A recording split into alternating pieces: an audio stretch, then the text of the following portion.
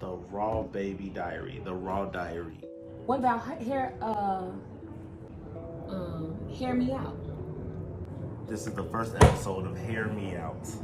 Raw edition. No. Yes, that's what it is. That's It's not freaky.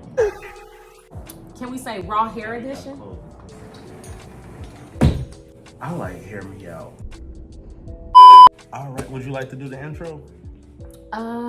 Each week we'll have a subject that we talk about regarding hair, and this week we're going to focus on dandruff because of the weather and how dry the area is. A lot of people have been having issues with dry scalp and dandruff. Wait, before we go into that, can you tell the people that this is not dandruff? On camera, it looks like dandruff. If there was, okay, put a little bit of that. All right. Okay. Okay. All right. It is gray hair. I haven't colored it. I'm trying to decide, am I going to go gray? Am I going to go ahead and color it? I'm just tired of coloring it.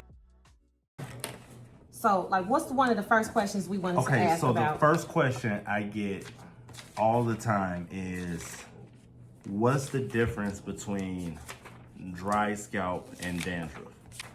Dry scalp and dandruff have very similar symptoms, but dry scalp is the lack of moisture in the scalp. So, very dry skin, dry scalp, small flakes, and then dandruff is caused by an excess of oil on the scalp, and also an overgrowth of yeast. So that's what dandruff is versus dry scalp. And then dandruff can't be cured. You can treat the symptoms, but it can't be cured, versus dry scalp, you can fix. Yeah. So another question that people have asked are, how do I know if I have dandruff or if I have dry scalp?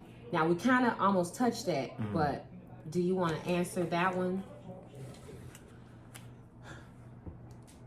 Never mind. Dandruff. Dandruff has a bigger. I can't read your handwriting. Dandruff has bigger, thicker flakes. I deal with dandruff. I actually have seborrheic dermatitis. That's a completely different subject. But it is really thick, oily, scaly flakes. And that comes from an overactive sebum. So your scalp produces excess oil. It kind of gets trapped at the scalp and then cakes up. And then when you try to lift it or scratch it or you wet your hair, you see these thick, oily flakes. And that's because of an overgrowth of yeast. And it usually has like a yellow hue to it, right? It does. Yeah. It looks oily and waxy. Right. And then The dry scalp, of course, has smaller little flakes. You can tell that it's dry scalp because it looks like dry skin. The same as like how our skin is really dry and flaky. And they both shed flakes, but you know the difference because of the size of them and how they look.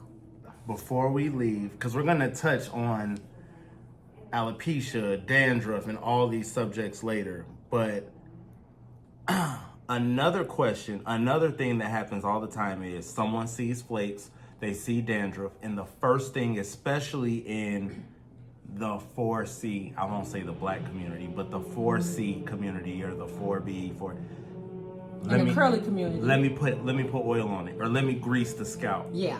So when clients have dandruff and they see dandruff, do they hurry up and grab oil and put it on their scalp? No. Once you find out which one you have, if you have dry skin, then oil does help your skin and your scalp. It helps to soothe it, especially with like for instance, Rotition. This particular oil has patchouli and peppermint oil, different oils, avocado oil that helps with dry skin, dry scalp. But if you have dandruff, which is usually characterized by yeast overgrowth, if you add more oil to your scalp or more grease, you're going to exacerbate it. It's going to get worse because the yeast is feeding on the oil.